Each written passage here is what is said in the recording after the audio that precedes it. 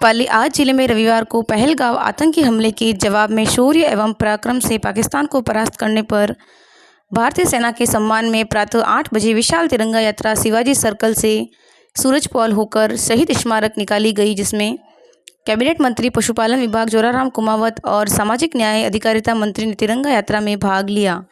इस अवसर पर कैबिनेट मंत्री कुमावत व मंत्री कुमावत ने संबोधित करते हुए भारतीय सेना के पराक्रम और शौर्य की सराहना की। उन्होंने कहा कि भारतीय सेना ने अदम्य साहस का परिचय दिया।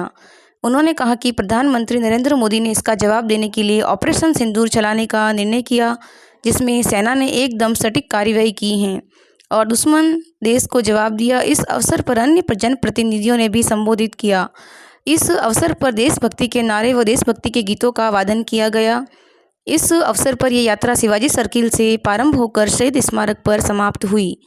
इस अवसर पर पाली प्रधान मोहिनी देवी, पूर्व सांसद पुष्प जैन, पूर्व विधायक ज्ञानचंद पारक, पूर्व सभापति महेंद्र बोहरा, सुनील भंडारी, पूर्व यूआईटी अध्यक्ष संजय ओझा, पुखराज पटेल, नरेश ओझा, तिलोक राम, राकेश पवार, अनेक जनप्रतिनिधिगण, पुलिस प्रशासन के अधिकारी, गणमान्य नागरिक, स्वयं सेवी संस्थाओं के बच्चे व आम जन नागरिक मौजूद रहे।